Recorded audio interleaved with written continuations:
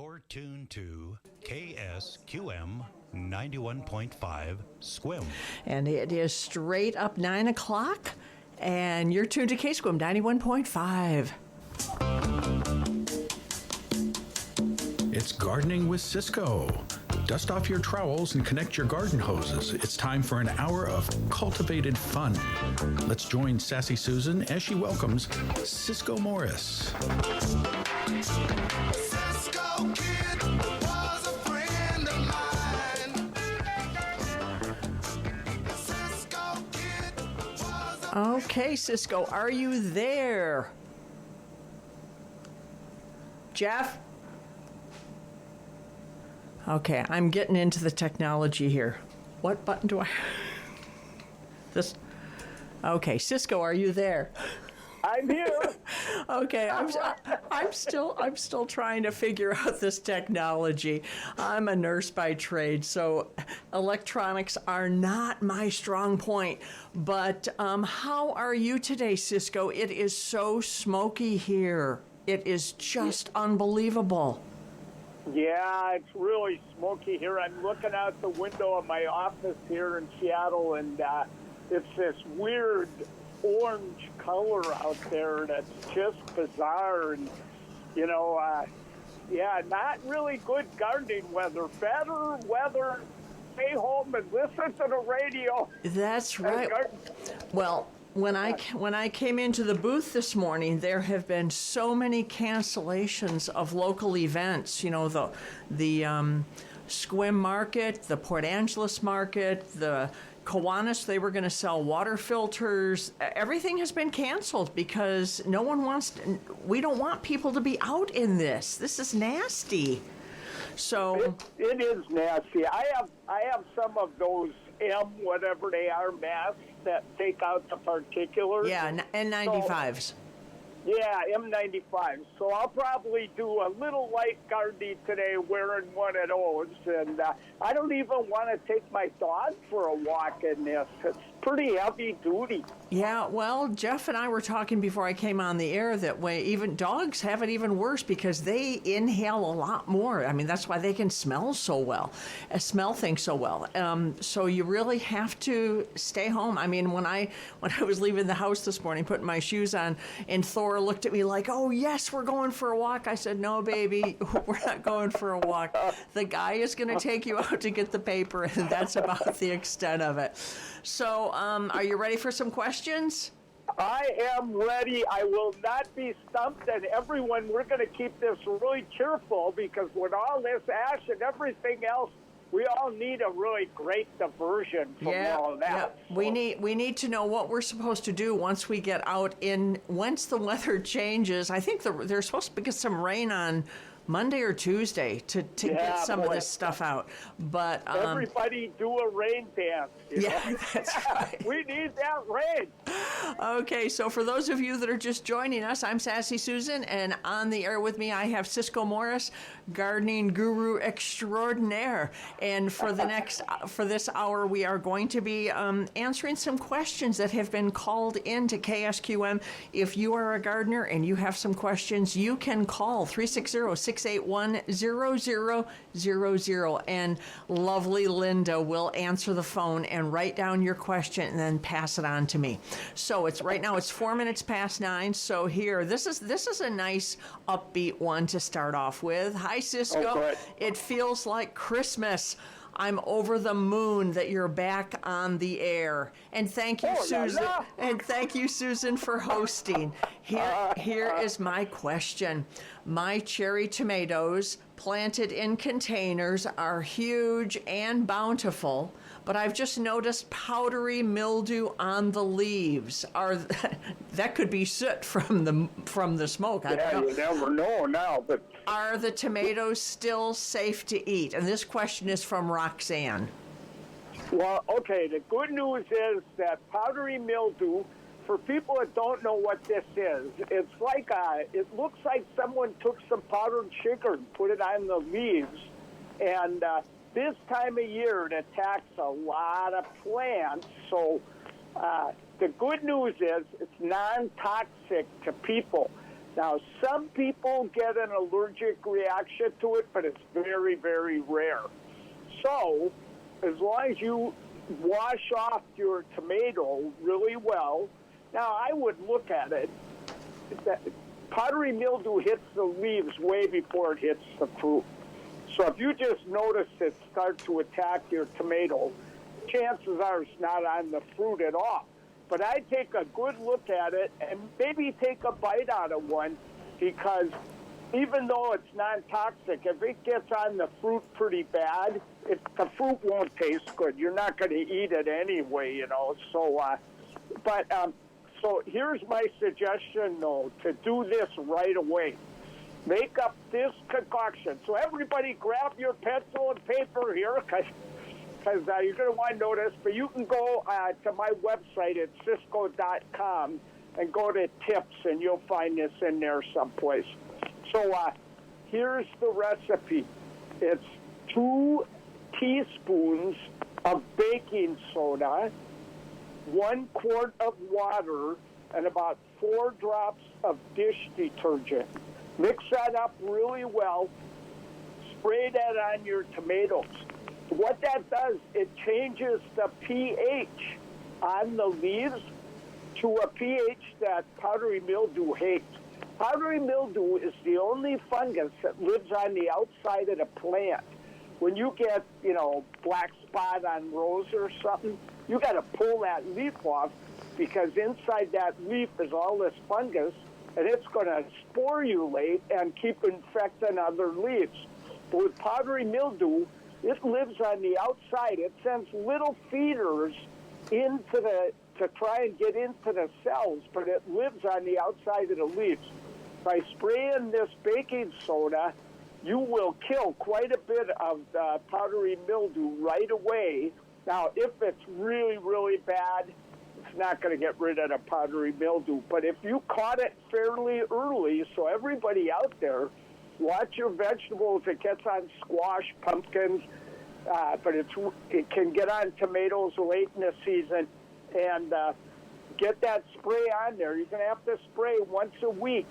But that should prevent any more of that powdery mildew from getting on that plant. And, hopefully, it's getting pretty late in the season for tomatoes now anyway, but so you want to keep them going as well as you can right to the end of the season. The other bad thing about powdery mildew, if it gets really thick, it stops sunlight from penetrating into the leaf. And if it doesn't get to the chlorophyll, the plant can't make food and starts getting really weak. So, all you want to do is keep those tomatoes going as good as you can now for the next couple of weeks, and that'll be the end of the road. And I should tell everybody, I just did a thing on evening on King 5 TV. It used to be called Evening Magazine. Now they just call it Evening. And I don't know what night it's going to show. It's on at 7:30. But I just did a thing on how to get your tomatoes to ripen up. If your tomatoes aren't ripening up at the end of the season, you can watch that. You'll see all the little tricks I do to try and get those darn tomatoes to ripen up. That was a question that some people had asked me. They said, I have a whole bunch of tomatoes that need to ripen, so they just need to listen to Evening. It's now Evening, not Evening Magazine. But, it's now Evening. Yeah, so the recipe is 2 teaspoons of baking soda, 1 quart of water, and 4 drops of dish detergent, and do that once a week. I've written it down. Yeah. Okay. Yeah, shake the liver, tweedle out of it, spray real good. And don't worry if a little gets on the fruit. It's not going to hurt it a bit, and that'll do the trick, I hope. Okay. But remember, if it's totally covered, it's not going to do it. But if you're just seeing it start to show up, this is perfect. Okay, all right. Well, this is from some people. I saw them walking yesterday. They are the local, she's always walking to pick up trash. She's our environmentalist around the neighborhood. So they asked me a question, and I said, no, you need to call that into KSQM. That way it'll get in the list. Okay, so this is a question for Ciscoe. Is it okay to prune your apple trees in the summer? This is from Alan and Pam in Sequim. I know it is best to do most pruning when they are dormant, but I can see branches that should come out now. To be a little more specific, they are my Honey Crisp 3- and 4-year-old trees. We love your time with Susan. I had to add that. That's a good idea. Well, Alan and Pam, summer is a great time to prune just by every kind of fruit tree, any kind of deciduous tree that you have. So, but you don't want to do big, heavy-duty pruning, you know. That's the worst thing you could do. So in summer, you're not supposed to take off more than about 10% of the branches. But you know how fruit trees always send those sprouts right through the middle, and they cause trouble because they block light from the fruit. They stop air circulation, so you're more likely to get a disease. In summer, that's the perfect time to chop those out. So you can cut those off, get those out of there, just don't overdo it. Don't try and lower the height in summer. I never do that. And the good thing about doing that is you're removing leaves, and that means the tree makes a little less food. And so next spring, it's not going to store as much food. See, when deciduous trees turn color in the fall, they store all the energy they can out of those leaves and store it in a trunk and send it to the roots. So if you prune, you know, not too hard, but gently in summer, you're removing a lot of leaves that would have caused a lot of new growth in spring. So it's a really good thing to do. You don't get so many of those sprouts the next year. But I also always like to tell people a really good thing to do is get any dead and diseased things out of your tree when you do pruning. Anytime, the first job I do, we call them the 3 Ds, dead, diseased, or damaged. Get those off the tree.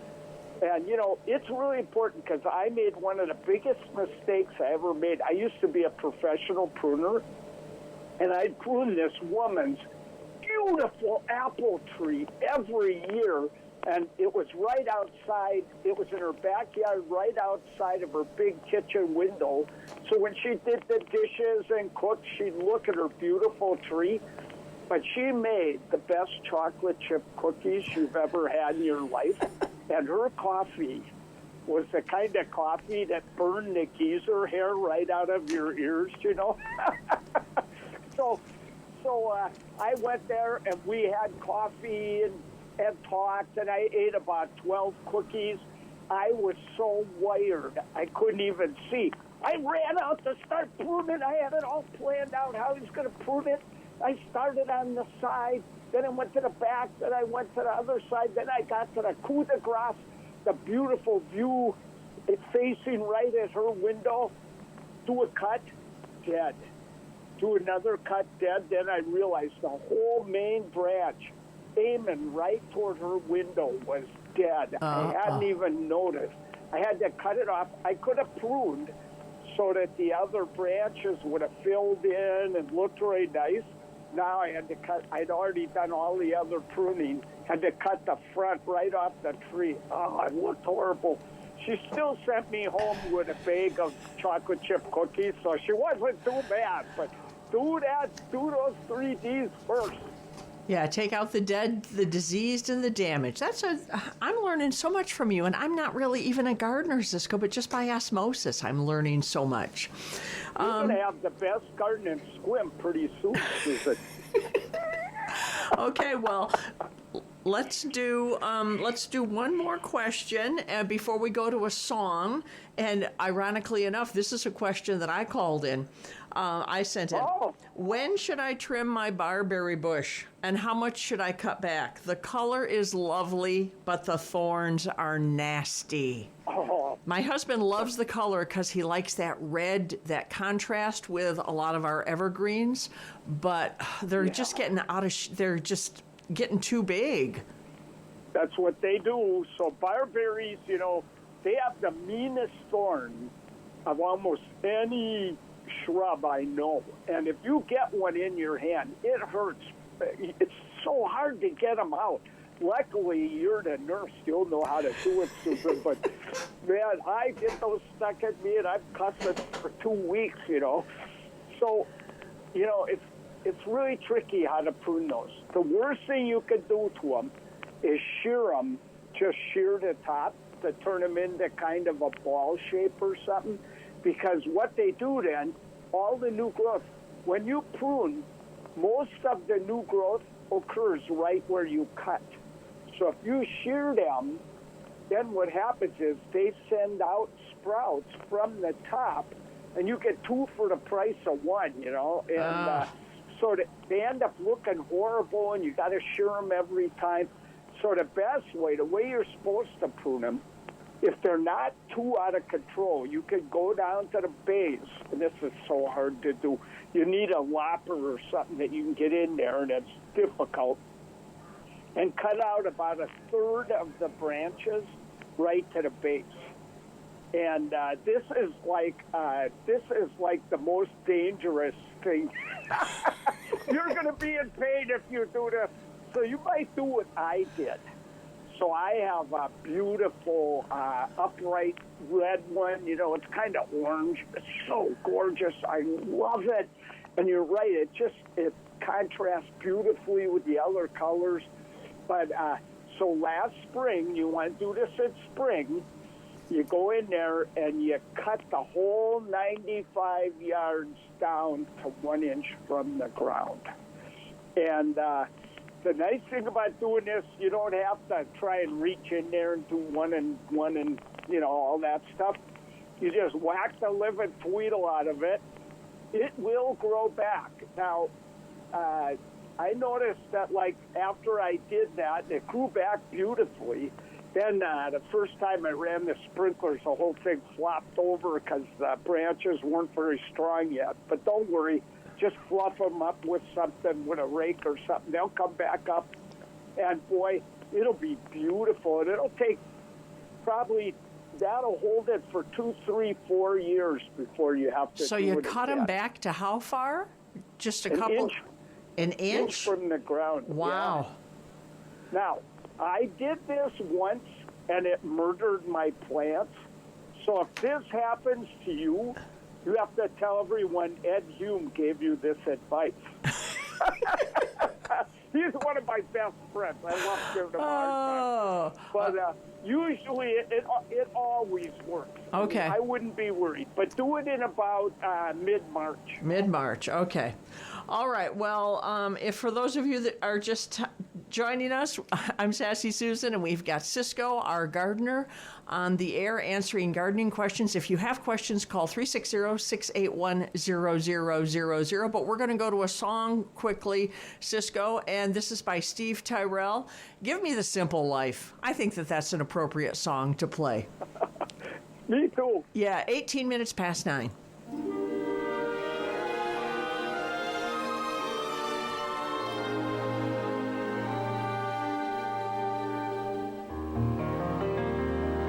Folks are blessed who make the best of every day, living by their own philosophy. Everyone beneath the sun must find a way, and I have found the only way for me. I don't believe in fretting and grieving. Why mess around with strife? I never was cut out to step and strut out. Give me the simple life. Some find it pleasant.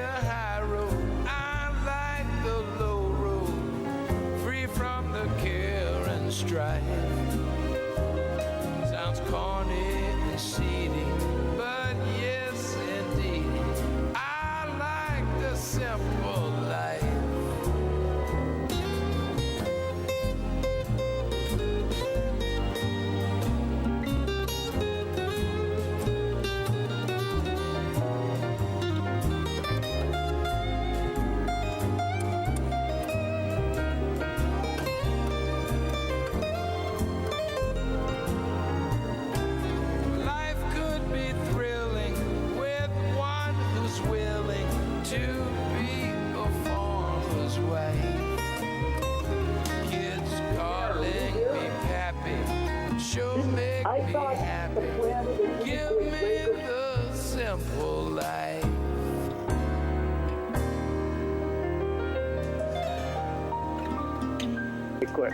I couldn't remember. Okay, so that was Steve Tyrell. Give me the simple life. Ciscoe, are you with me? I'm with you. Okay, all right. It's 21 minutes past 9. Let's do some quick local weather observations. The temperature all over the Olympic Peninsula is between 55 and 58, and it's smoky everywhere. In downtown Sequim right now, it is 57 degrees, 90% humidity. We could use some rain, but that's not going to come for a couple of days. But I did want to read, this is important. Jeff just handed this to me. Washington State Department of Ecology has issued an advisory about current air quality in our region. Air quality reporting stations in Port Angeles, Port Townsend, and Neah Bay are all registering high levels of particulate pollution, which has been produced by recent wildfires. Particulate pollution, also called particulate matter, is a mixture of tiny solids or liquid droplets that include smoke, soot, dirt, and dust floating in the air. A level of particulate pollution should not exceed a value of 50 to be considered healthy. As of 8 a.m. this morning, levels have reached over 250 in Port Townsend, 216 in Port Angeles, and 250 at Chica Peak near Neah Bay. In downtown Seattle, the reading is 193. People with asthma, lung, and heart disease have an increased risk of symptoms or worsening of their disease. Please stay indoors if you live in the affected areas. Do only light indoor activities. Keep windows closed if it is not too hot. Run air conditioners on recirculate. Close the outside air intake. Use indoor air cleaners with HEPA filter if available. Wear an N95 respirator mask if you must be outdoors. Anyone with chronic diseases should check with their healthcare provider before wearing a mask. People with asthma, lung, and heart disease or who have had a stroke should check with their healthcare provider for advice about leaving the area.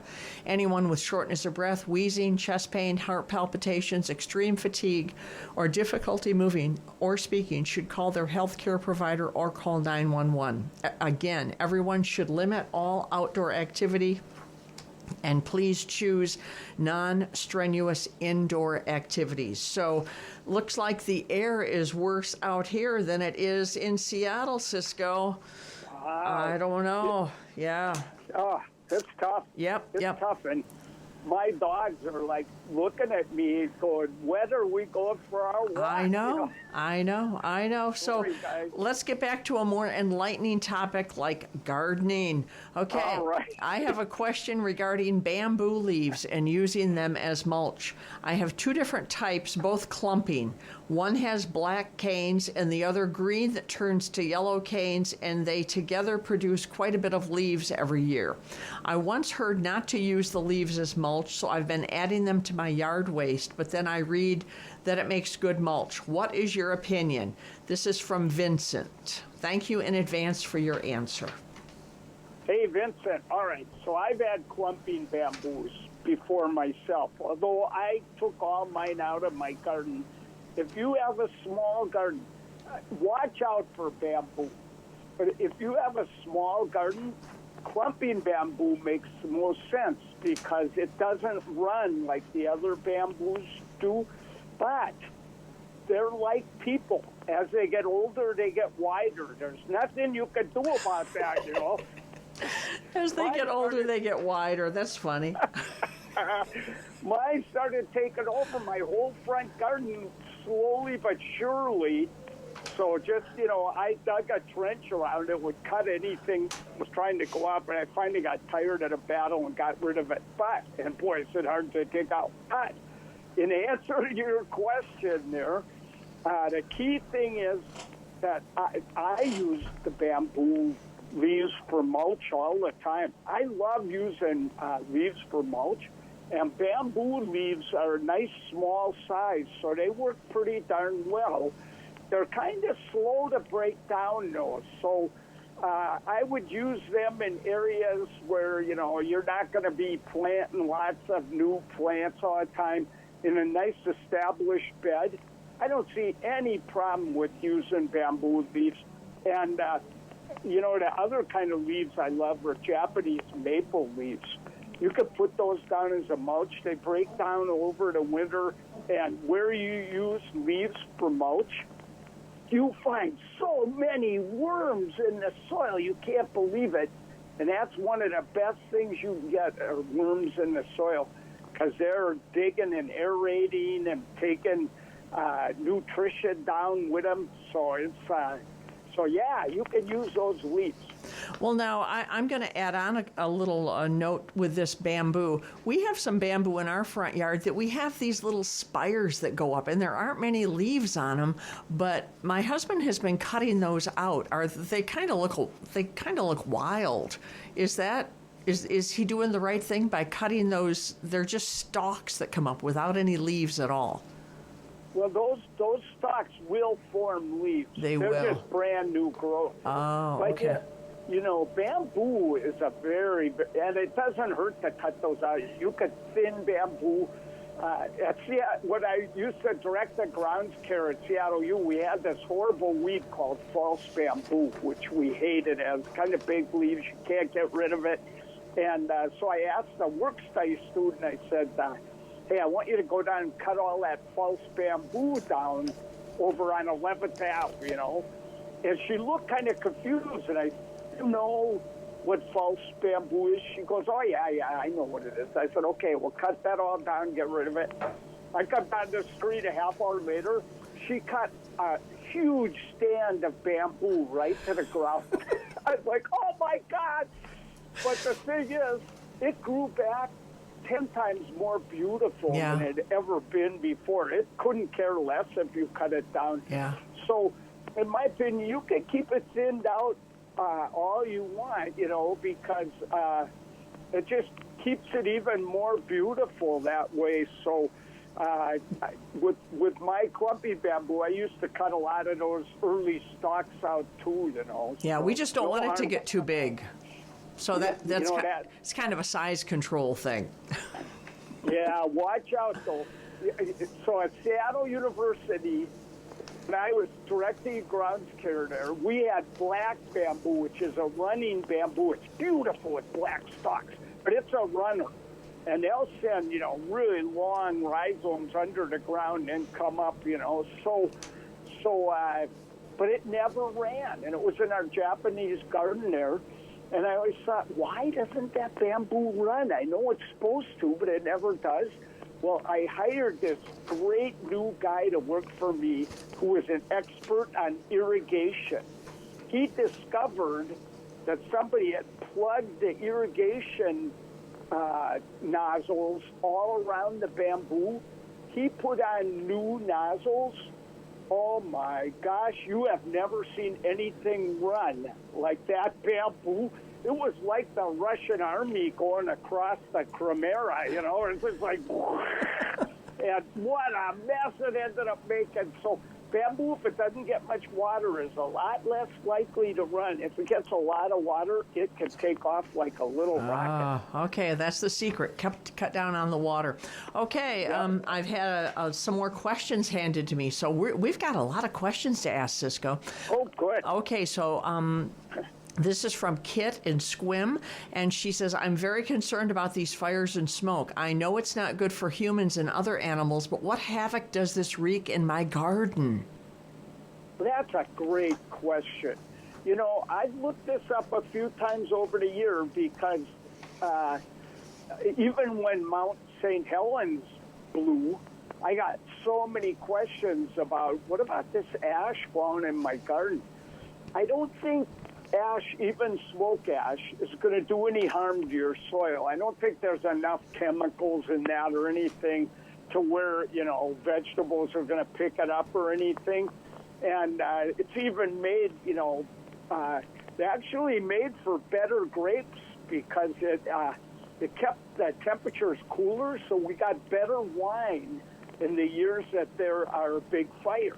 So that's kind of interesting. But there are some real concerns. If your leaves are getting covered with ash and you really see ash on them, most of the time I tell people don't spray the plant when you're watering. Try and water the ground, because if you get the leaves wet all the time, you can get some fungus diseases sometimes.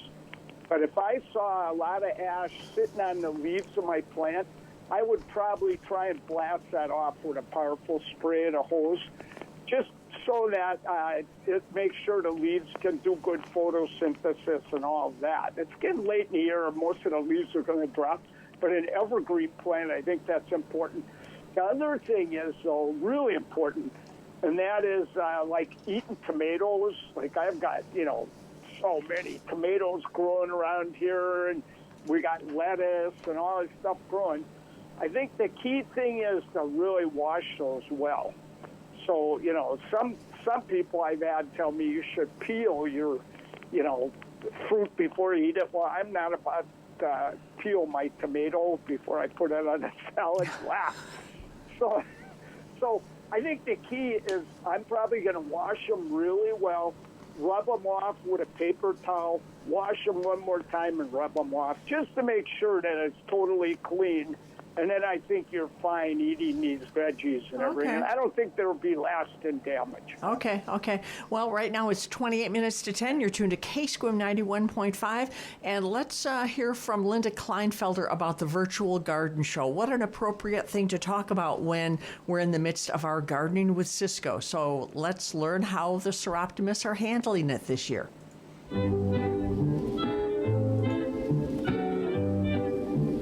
Hi, this is Linda Kleinfelter with Seroptimists International SQM. As you know, we had to cancel our 22nd annual Gala Garden Show due to COVID-19. True to who we are, we have trudged through this mire of this virus and will be bringing you a virtual garden show from September 13th through the 27th.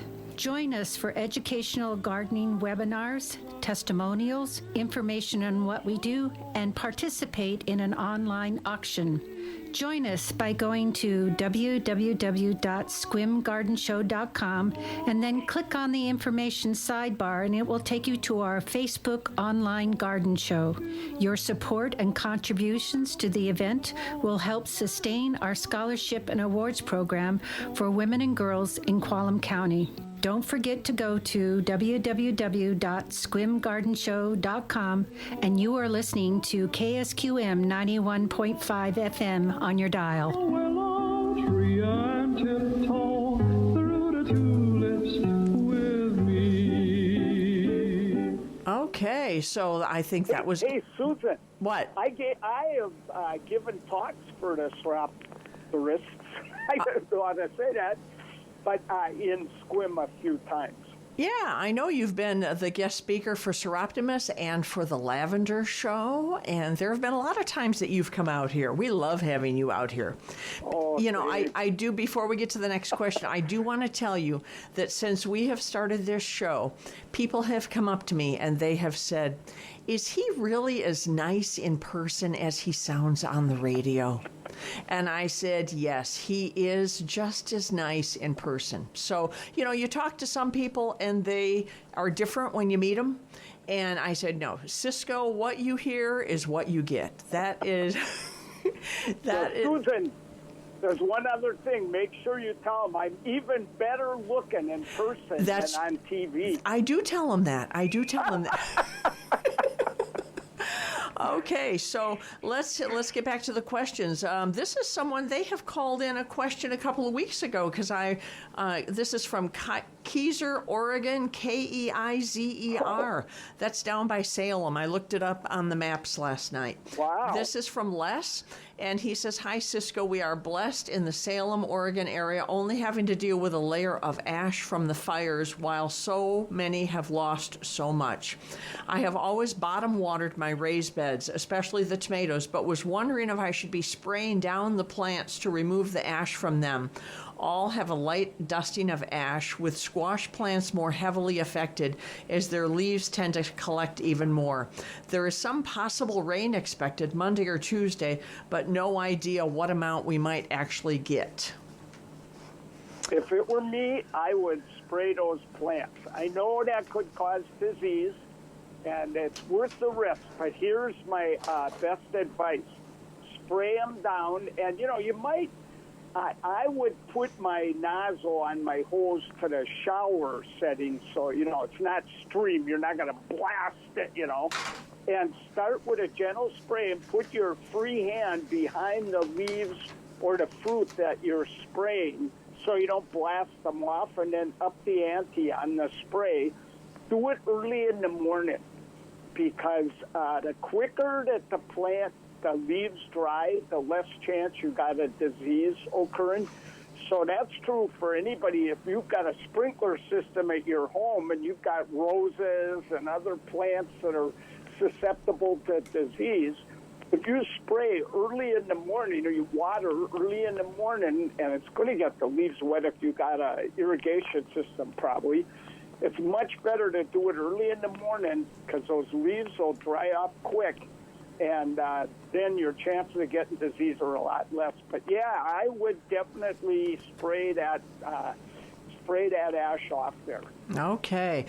This is a person that just, this is Julia in Freshwater Bay, and she said when she lived in San Diego, they had a night blooming jasmine and another plant vine that they called jessamine that bloomed all the time. Will either of those grow here in Clallam County? How about honeysuckle? Okay, honeysuckle, you can grow. There's a lot of great honeysuckles. Talk to the nursery people. Some of them get huge. So, like Hall's honeysuckle, it's too big, in my opinion. But so talk to the nursery. They'll be selling it. All the nurseries all around the state sell honeysuckle. So night blooming, it's a cactus is what it is. So night blooming cactus, that is an indoor plant here. And if you've got a spot with really bright light and a huge room, and you can let it climb because it's kind of like a viney Christmas cactus is what it's like. And it blooms with the most fragrant flowers you've ever smelled in your life. The problem is it only blooms in the middle of the night, and you never know when it's going to do it. So I had friends, they had a swimming pool inside. They were more wealthy than I am, shall we say. And they had the whole wall covered with this night blooming cirrus, and they would have parties, invite all their friends over and have cocktails and everything. But half the time, nothing would bloom, so it was a big dud. And then the next night, they wouldn't have a party, and it would bloom. I think the plant knows that and does it just to make you mad, But you could grow a small one and keep it pruned, and in the middle of the night, now and then, it'll bloom. So put it by your bed or something, as long as it's bright. So you can enjoy it, yeah. Yeah, and I'm sure she's talking about one of the indoor jasmines that she grew, and there are indoor jasmines that bloom like crazy, and you can grow them inside. They have to have really bright light and high humidity. If you don't have high humidity, they have problems. They'll get spider mites, which is a real pain. But there are a lot of outdoor jasmines. So it's called Jasminus, is what the botanical name is. So Jasminus officinalis is this wonderful jasmine that you can grow outside. It has little white flowers. There's a number of different varieties. They're fragrant as can be, so if you want them outdoors in your garden, get those. There's like sun. And I have one called Fiona's Sunrise that has bright golden foliage and then white flowers. Oh, la, la. You can't even walk by it when it's in full bloom without your socks starting to roll up and down. That's how good it smells. So. Okay, well, hopefully that gives her some guidance. Right now it's 20 minutes to 10. You're tuned to KSQM 91.5. I'm Sassy Susan, and we have Ciscoe Morris on the phone with us answering gardening questions. We've got a question about a standard cherry tree, and then we'll have to do the weather forecast, I think. But here, Ciscoe, years ago, we made a big mistake and purchased a standard cherry tree from the nursery. They have grown so tall now, and I have not cut them back over the last 3 years. And now only the birds can get to the fruit. I can't afford an arborist to come over and prune them. How much can I cut off? This is from Clem. All right, Clem, if you want to take the risk, here's the question. Do you want to have a beautiful, tall cherry tree and let the birds get chubby in your garden? Because that's what's going to happen. You're not going to get hardly any. Or do you want to risk the life of your cherry tree by cutting it down? You can't cut it down more than a third. If you want, you could try 2/3, but you might lose the tree. A third, it'll survive, but it'll send out 1 million sprouts from where you made the cut. But here's the problem.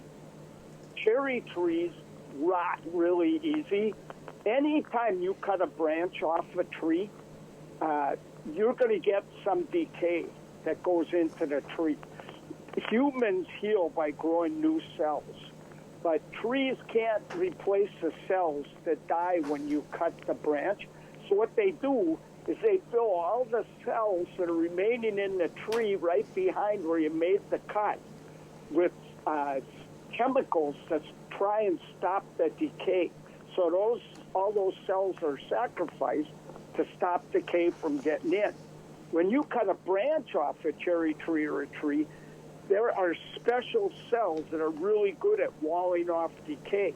When you cut a big branch down by 1/3, even if you cut to where a branch goes off, you are going to get a lot of decay coming down. So you're going to shorten the life of your cherry by maybe 50 years, but they live well over 100 years.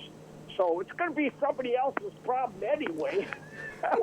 But, yeah, even if you do that, unless you are the most avid gardener there ever was, you're going to have to put bird netting or something over it. You know, you could try, people hang those CDs up there, those silver, Yeah, they kind of supposed to scare them away. Yeah, it doesn't work at all. And if you get a fake owl, it's got to be one that moves. I guess they have some battery-powered ones that go whoo-hoo down and stuff. But so you're not going to get the cherries anyway unless you put bird netting over it or do something pretty drastic. Yeah.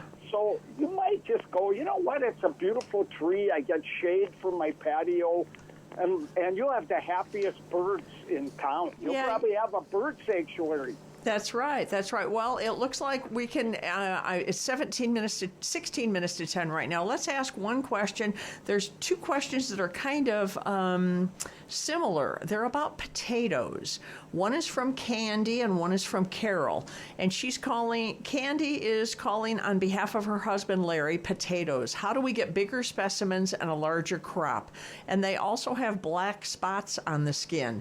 And then Carol said she heard it was a bad idea to harvest potatoes to use as seed for next year. If it's really bad, if so, why? What can go wrong? So that's a potato question. Okay, and potatoes are wonderful. So, hey, those black spots, it all depends. When you look at your potato plant, if you see spots on the leaves, you may have a fungus that's affecting the potatoes. And then you got to you better plant them in a different spot next year and make sure they have good air circulation. And you might even have to go maybe spray some neem oil, which is a very safe product that you could spray on to try and stop fungus from attacking next spring. But a lot of times black spots, what they come from is you bang the potatoes around too much when you're digging them out. Oh. So you dig them out, and you kind of act rough with them, and you put them in something. And so if those potatoes are kind of rubbing against each other and banging around, you get these little bruises, and they turn black. They're just on the surface. All you got to do is cut those out. Potatoes should taste delicious. You can just kind of peel them and and they'll be great. So I doubt you got to worry. As long as there's no spots on the leaves, I don't think you got a big problem there. I think it's just be a little more gentle with the little guys next year, you know. Well, how do you get bigger potatoes? Carol wants to know. Candy wants to know. How do you get bigger potatoes? All right, Candy, here's the main thing. You want acid soil. Every vegetable I know wants alkaline or neutral soil, so the pH is kind of high, so you add lime, but not with potatoes. In fact, you don't even want to work compost into the ground where you grow potatoes because it'll make it too alkaline. You don't want that. So if you have to mix something into the soil, you could do peat moss, all right? So then you plant in the first week of April and go to the nursery and buy seed potatoes. Don't chop them up, put them in whole. And then make sure that you add a good high phosphorus fertilizer in there.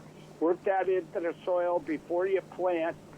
So, so it could be like 5, 10, 10. You want the second number higher than the first number. That's the key. And if you do that, and then just keep them well watered, don't overdo it, but make sure they get adequate water.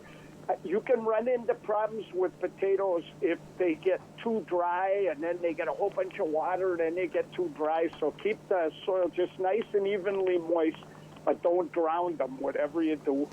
And then and fertilize. I would fertilize with an organic flour food. Like you could use tomato food for potatoes. That's fine. And then at the end of the season, do not harvest till all the vines die back to the ground. When they do, cut them right down to the ground, wait a week, and then very gently harvest your potatoes. Okay, so Carol wanted to know about you harvesting potatoes to use as seed potatoes for next year. Can you do that? That's right. Yeah, you could do that. You could store some of those. Okay. The problem is you got to store them till spring. Oh, uh-huh. So and great gardeners do that. They store them in just the right conditions in some moist peat moss or something, not too moist, and all that, or even down in a vegetable cellar if you got a cool place to keep them. But if they start to grow, that's not a good thing. So probably, if it were me, I would go to the nursery and buy seed potatoes. But if you've got a special kind of potato that nobody else has that you love, then I'd try it. I'd keep storing them. Cut off any sprouts that come out and hope for the best. If you can keep them alive till spring, you can plant those. They'll work just as good as any you buy. There is one problem, real quick though, one problem, and that is if there's any disease starting to get on your potatoes, then that'll get on those seed potatoes, and you'll put that right into the ground, and you're going to have big trouble. So you gotta move where you grow your potatoes a lot if you're going to store the seed potatoes. Okay. All right. Well, right now it's 11 minutes to 10, so let's do the morning weather report. We're a few minutes late, but this is Saturday, September 12th, and this morning weather report is made possible through the support of Susie Sanders, financial advisor with Edward Jones. The National Weather Service is calling for widespread haze and smoke today and throughout the weekend. Mostly sunny today.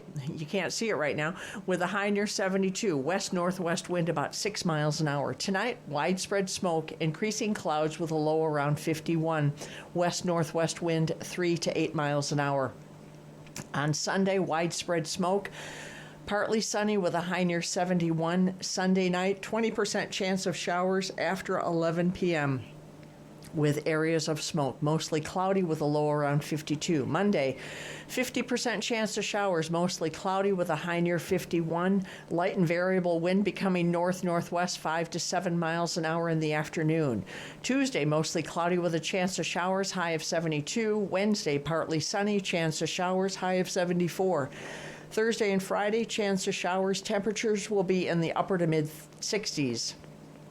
An air quality alert for smoke is in effect until 11 a.m. Monday morning. Smoke from wildfires will continue to yield unhealthy conditions. Unhealthy and hazardous air quality means that everyone should stay indoors. Those with heart or lung disease or those who have had a stroke should consult their health care provider about leaving the area and wearing a properly fitted respiratory mask if they must go outdoors. This morning's weather report is a service of the KSQM News Center and is made possible through the support of Susie Sanders, financial advisor with Edward Jones. So rain is supposed to be coming, and with that, we're just going to play a short song from the Temptations. I Wish It Would Rain. 9 minutes to 10. KSQM 91.5.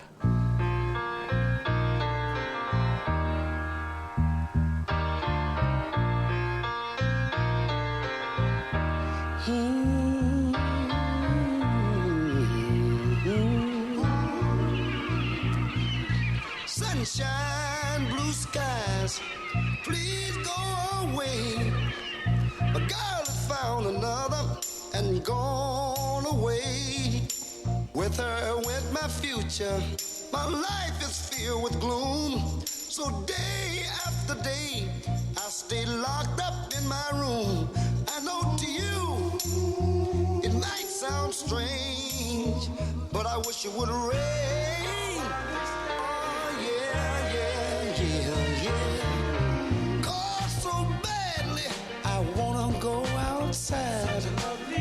But everyone knows that a man ain't supposed to cry. Listen, I gotta cry, 'cause crying eases the pain, oh yeah. People this hurt I feel inside, words could never explain. I just wish it would rain. Oh, let it rain, rain, rain, rain.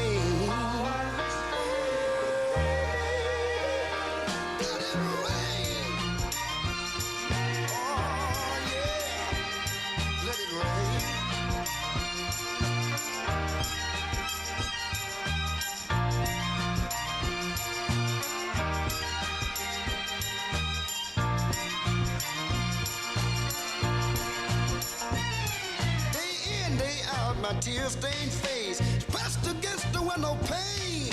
My eyes search the skies desperately for rain. 'Cause raindrops behind my teardrop, and no one will ever know that I'm crying, crying when I go outside. To the world outside my tears, I refuse to explain. Oh, I wish it would rain.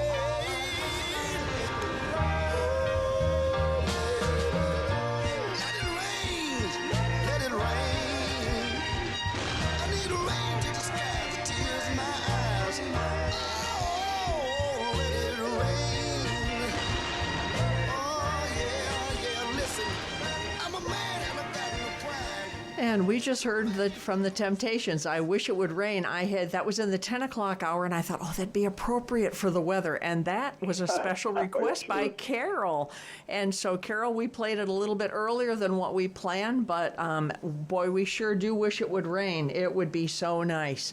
If you're just joining, what? Go on, Ciscoe. We should do my plan of the week. Oh, that's right. We've gotten so busy. Okay, what's your plan of the week?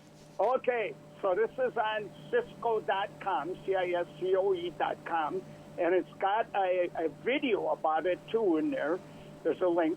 So it is called Dahlia Karma Chak. It's this big dahlia that gets about 5 feet tall. Has these big, black, red flowers that are so spectacular. I have to have a little box of tissues out there, because when grown men walk by, they burst into tears when they see it in combination with my other plants. So check it out. It is really beautiful. It's my favorite dahlia. Okay. It's got black leaves, too, so it's quite the charm. So check it out on Ciscoe.com. Okay. Check out the video, too. You're going to have to, we get so busy with questions, I forgot, you need to remind me, hey, how about the plan of the week? That's your that's your job, Ciscoe. Okay, here's another question. This is about a decorative flowering plum.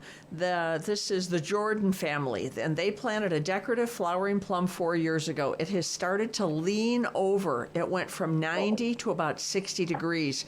It has a girth of about 6 inches and is over 10 feet tall. We don't know why the tree did this, but we'd like to straighten it out. None of the others we planted did this. What can we do?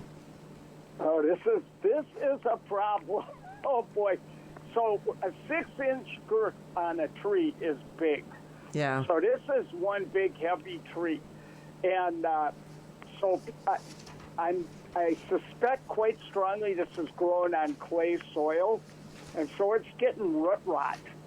But that doesn't mean you can't save this tree, but it got too wet and just kind of lost its grip.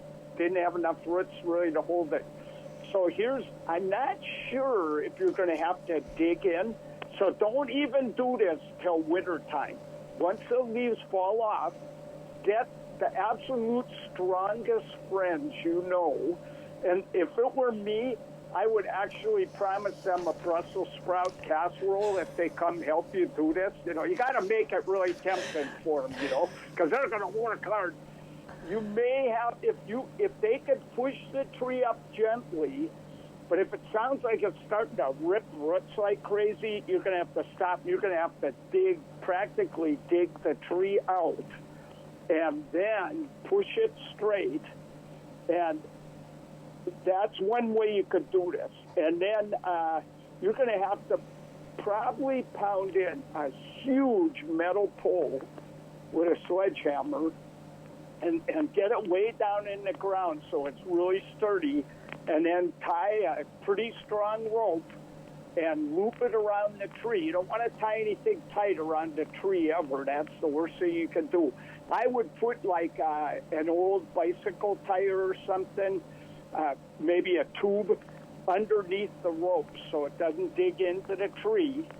And by the way, you could do this with a come-along too, that kind of tool that has a gear and pulls things, you know. Mm-hmm. It goes, and so either way, once you get that straight, you're going to have to tie that rope to it.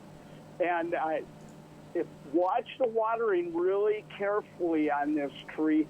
And if you're lucky, it'll grow a lot of new roots, and it'll start growing roots right on the soil surface because that's the only place it's going to be able to live in clay soil. But eventually it should grow enough to hold it.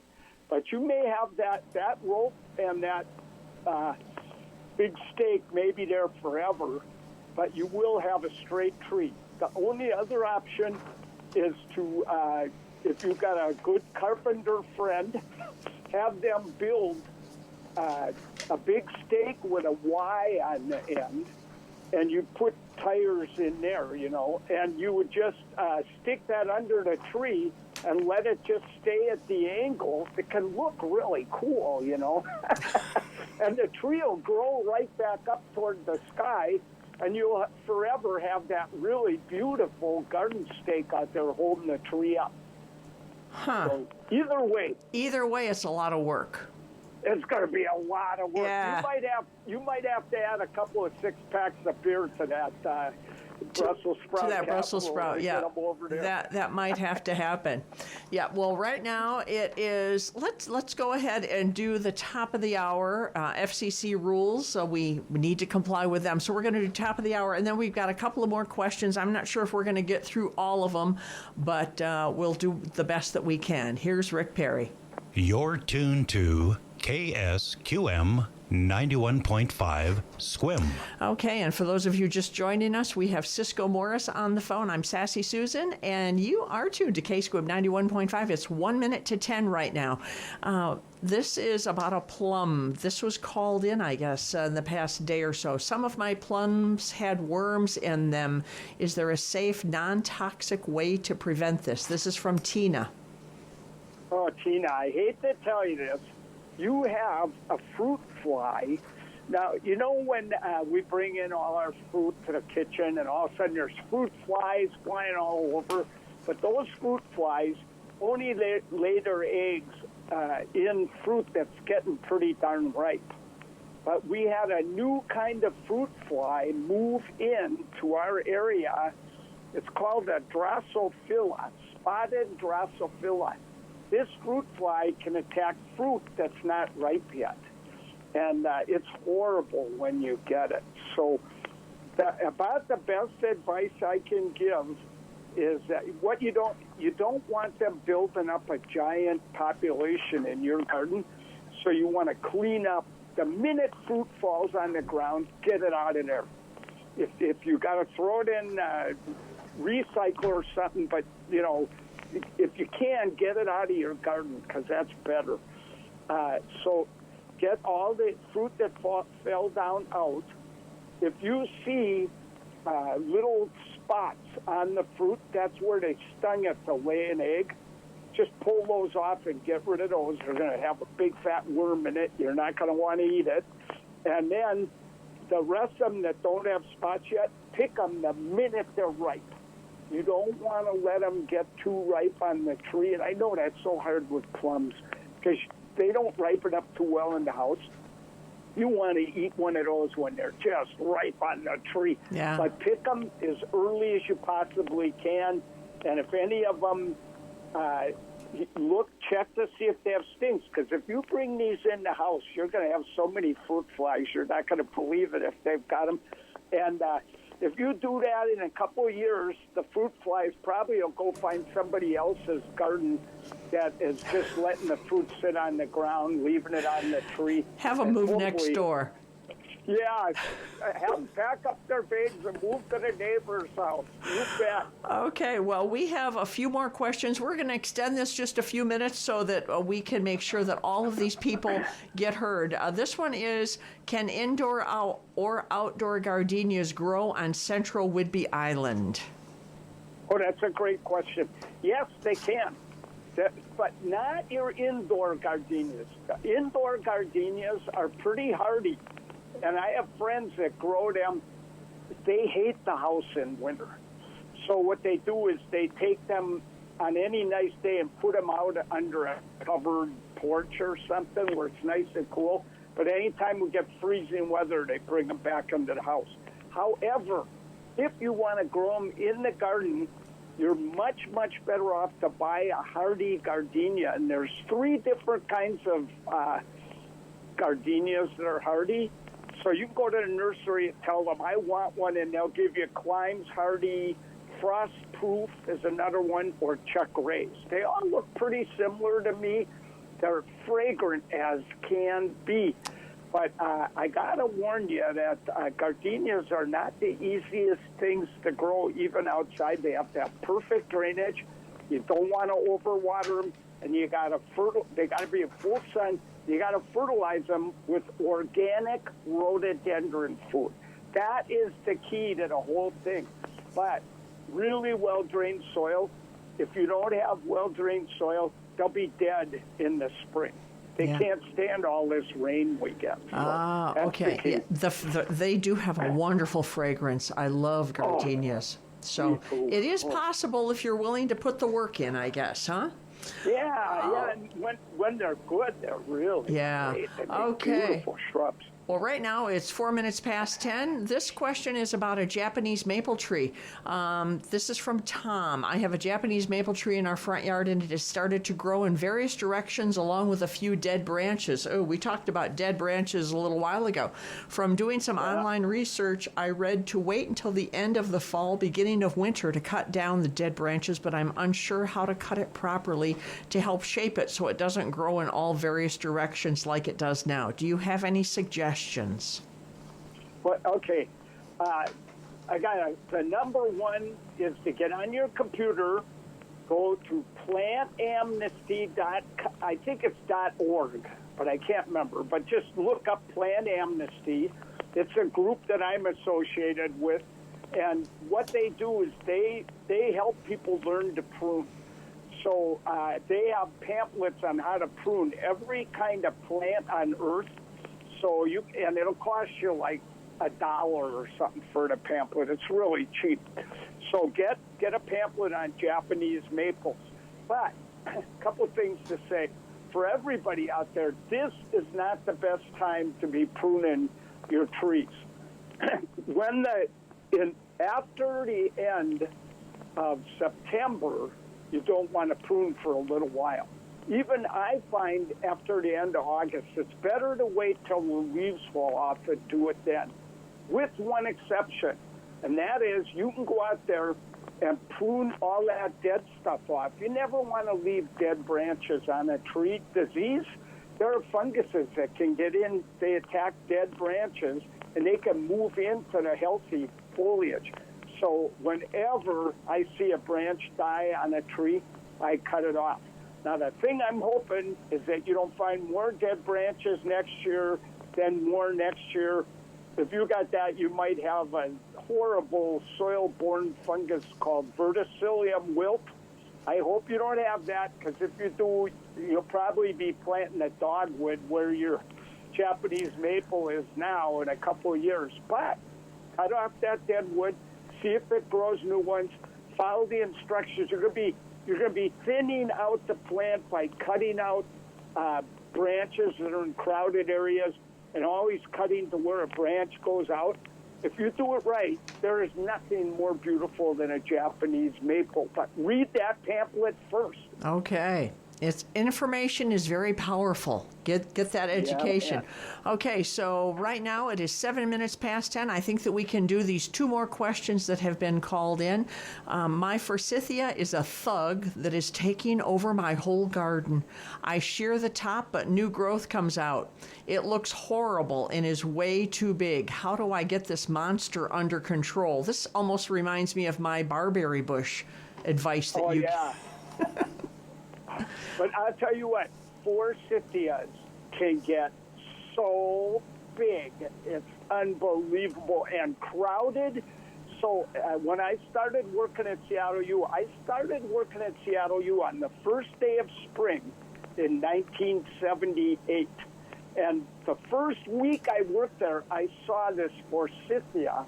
I swear to God, it was 20 feet tall and wide. You've never seen a bigger forsythia. And for people that don't know what forsythia is, they're the ones that have those yellow flowers in March, really early spring, sometimes February, and they're just a glow of cheery yellow. Yeah, it's a good indicator that spring is around the corner. Yeah, that's my favorite thing about those forsythias. I personally hate these things, but because they're such thugs, you know. So at Seattle U, I thought, I'm just going to ignore this. I am not going to deal with this plant. It's too big, and unless someone makes me, I'm just going to leave it alone. Well, about a week after I started working there, I'm walking across the campus, and it's a Jesuit college. So one of the priests that was one of the instructors there was walking in front of me. I hadn't met him yet. And he sees all these students standing around the forsythia bush, and they're all really concerned and agitated. He runs up and he goes, "What's going on, you guys?" They go, "Father, we think this guy's dead. There's a pair of legs sticking out of the forsythia bush." And I'm like, oh, my gosh, you know. And Father Wood, in his gentle, loving, priestly way, walks up to the guy, kicks his legs really hard, and goes, "He is dead! Call the rescue squad!" Rescue squad comes in, pulls the guy out of the bushes. He's got a bottle of wine in his hand. He goes, "What's everybody looking at?" So, needless to say, I got called into the vice president's office and was given orders to cut that guy's house down. Uh-huh. And that guy had a lot of fun under that forsythia bush. There wasn't only a bed in there. There was a table and chairs. Oh, you know, this guy threw a lot of parties. So I did the same thing I recommended to you with your barberry. I did this with a chainsaw. I wore lead chaps because it's so dangerous, and I cut the whole thing to 1 inch. But I did something totally different. when it grew, and we did this in early spring, when it grew new shoots, we only allowed 25 well-spaced shoots to grow up. All the rest that came up, I had work-study students all summer cutting those off. Oh, God, they were so sick of doing that. And so we let those 25 grow, and then and what happens is they bloom all the way up to shoot the following spring. So you get great blooms. The year after that, you only get blooms on little branches that come off that original shoot. And every year they get littler, so you want to keep replacing the shoots that come up. So every year I'd send somebody out there and they'd cut a third of the tallest, oldest canes right to the ground and let new ones take their place. If you went to Seattle U right now and went to the corner of 10th and Spring, you would see the most beautiful forsythia. We never cut it on the top. We let it have a nice nice shape. Yep, and it's gorgeous. It's under control. But if ever, somebody forgets to prune that for like 4 or 5 years, it'll be a monster before you know it hit it again. So. Okay, well, that's good advice. Yeah, my husband doesn't like forsythia. He says they're just pretty for a couple of weeks out of the year, and the rest of the time they're ugly. Okay, they're the ugliest. Yeah. Okay, so this is the last question. The leaves on my poor privacy 20-year-old photinia have spots and are falling off. Any idea what this means, and how can I fix it?